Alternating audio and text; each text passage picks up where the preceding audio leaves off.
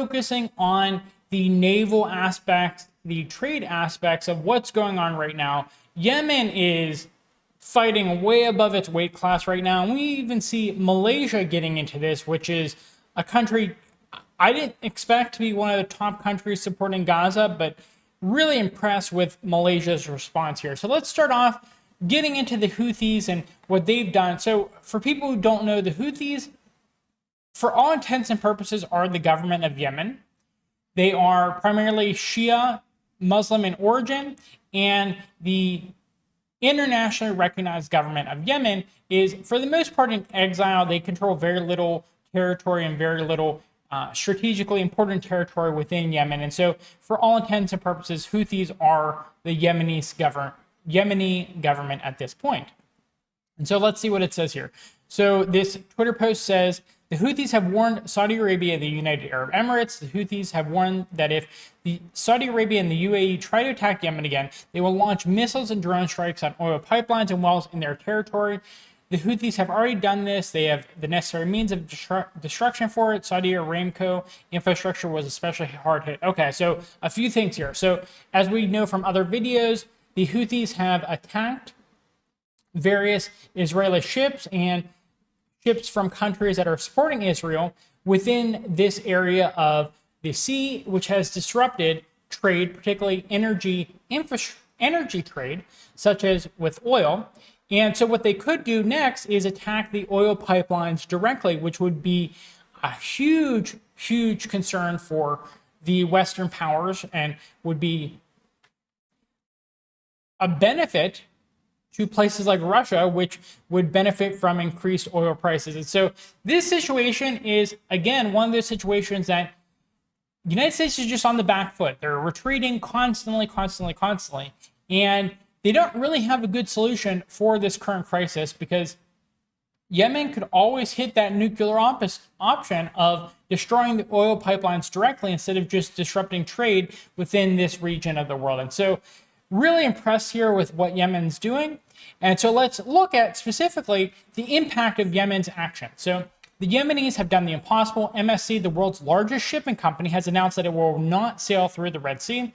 I've heard since this that it's something like, people have given different estimates, but it's at least 50% of the major trade that would normally go along here is not going along there. I've heard even upwards of 80% at this point. So the article goes on to say a massive blow to logistic lines and a rise in inflation is to be expected. So severe impact primarily for the West. COVID had already disrupted logistic lines and many countries are unable to control the rising prices of goods.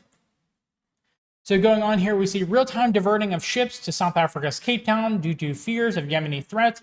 This is a major blow to the global economy as the Panama Canal is facing drought and the commercial vessels are facing delays there too. The Red Sea accounts for about 22% of the international container trade and about 10% of the global oil trade. Yesterday, Maersk, world's fifth largest company, paused all Red Sea voyages. This is extremely significant because they operate 15.3% of the global container ship fleet, taking second place after the Mediterranean shipping company MSC, controlling 18.6%. Also note that container ships, particularly those passing through the geopolitical choke points like the Suez Canal, are subject to rising insurance premiums, which the shipping company then passes down to consumer. Consumers will hold their governments accountable for rising prices. Okay, so insurance prices can be the destruction of Israel at this point because they are surrounded by hostile Muslim countries that, if the population has anything to say about it, will not be transferring goods through their countries. Now, I know that there's a lot of American puppet governments within the Middle East area, and so their government is still working with Israel, but at a certain point, they have to look out for their own self-interest if the people get really upset with their governments. And so there could be pressure applied, so there are no land routes for Israel to get goods to them. And it's becoming increasingly difficult to give goods, trade goods with Israel through sea routes because of the Yemen-Somalia situation. And we're going to talk about it in a second, but the Malaysia situation is also heating up. And Algeria and Morocco and places like that could also threaten Israeli shipping too, in which case, really, they're going to get no trade via sea at that point, aside from maybe a little bit of the Mediterranean if they could ship stuff to places like Italy and then move it by sea to places like Israel. I mean, it's going to become extremely expensive to ship things to Israel, and it's going to become extremely expensive for Western countries that are supporting Israel to ship things, particularly if countries like Morocco or Algeria get involved in this as well. So, wow, this is going to be big in terms of inflation overall, the cost increases of things, the oil price increases, and it's going to be to the detriment of the unipolar world and to the benefit of the multipolar world. And so we see here just what they're going to have to do instead if they're threatened by Yemen. They're going to have to go around all of Africa. So Israel's usual shipping route versus the route forced by the Yemeni current people in charge, the Houthis. Massive, massive economic impact. And so we see here an example of what ends up happening. Israel's third busiest port, Eilat, is empty. Houthis' threat disrupted about 85% of the port's profits. The decision to block passage for Israeli-bound vessels will raise the prices of imported products by an estimated 3%. So I should mention here that that is 3% given the current situation. That will rise over time. You could see things like a doubling of the price of goods if this continues. So going on, we talked about MSC, Maersk, all those different shipping companies, but now we see Zim Shipping Company, which is owned by Israel's second richest man, Adon Ofer, informed its customers of an increase of $100 to $400 in shipping per container due to Houthi threats. That's wild, wild, wild.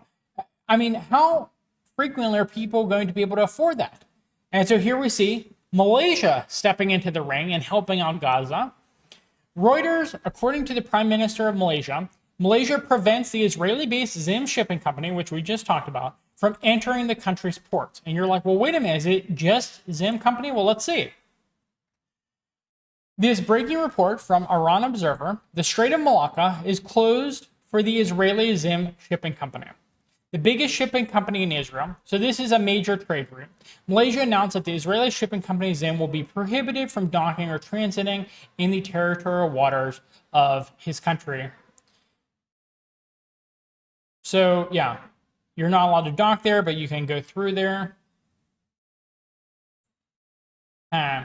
So what are the consequences of this? Well, the thing is, the United States, we weren't sure with the carrier groups what they were doing, because the first carrier group in the Mediterranean was there for a long time. And so when a second carrier group was coming, people thought initially maybe they're just relieving the first carrier group so they can go home and rest and things like that. Well, it turns out that both of those carrier groups are staying in the Mediterranean. And now we see that another carrier group is going into the area around Yemen. So it says Carrier Strike Group, led by the USS Carl Vinson, is moving west and has arrived in Singapore after operations in the Philippine Sea. With things heating up in the Middle East, this would allow her to arrive in theater near Yemen or Iran if needed within roughly, what's that say? 5 to 7 days.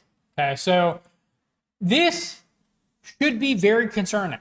This is a large portion of the American Carrier Strike Group. If I remember, I think there are 9 carriers in the world. And so having 3 within this area is a huge increase in the military presence within this area. The United States likes to spread itself all across the world so it can control the entire world. And so having a third of its carriers within this particular location tells you that things have the chance of escalating, and America might even actually want things to escalate.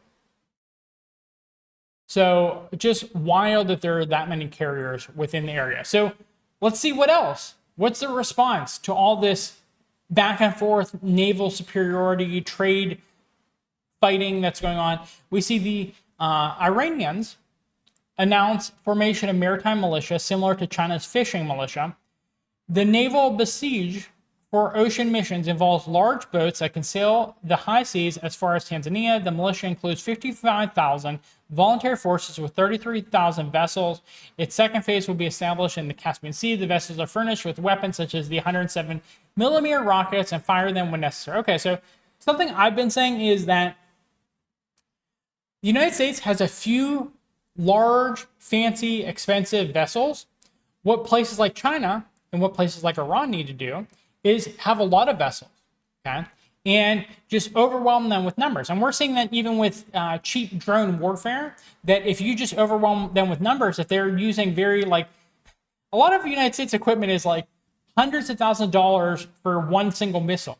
And so if you have a ton of drones or if you have a ton of vessels in your naval fleet, the United States can't afford those costs over time because they just built really expensive trinkets that, one, they're not long lasting, they're not durable to begin with, but two, there's an exorbitant cost for actually using them, which is the entire point of military hardware.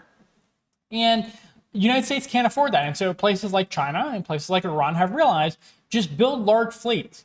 Doesn't have to be equivalent in terms of the size to an air carrier group of the United States, carrier strike group of the United States. You just have to have a lot of vessels, and the United States can't afford to actually fight you to a decent extent. And so that's what Iran is doing here. So really interesting situation. Who knew that insurance costs would be kind of the downfall of Israel going forward? But it seems like that might actually be the case. Insurance companies, they ruin everything, including countries. So if you found this video to be informative, interesting, on the latest updates on the trade war, the naval battles going on in the ongoing Cold War, the beginning salvos of World War III, as I like to call it, please give us a thumbs up. It does help us in the algorithm. Please subscribe to our channel for more content on YouTube and Rumble. Rumble has not been syncing our videos recently, but that's okay. We will move there if we get banned off of YouTube. Please tell a friend about our channel. We are going over the most important topics of the day, and I think everyone should hear about them. And please leave us a comment in the comment box below. Questions, concerns, critiques. I do love reading all of them, and I do respond when it seems like it's necessary. Thanks again for watching, and I hope you have a good rest of your day. Bye.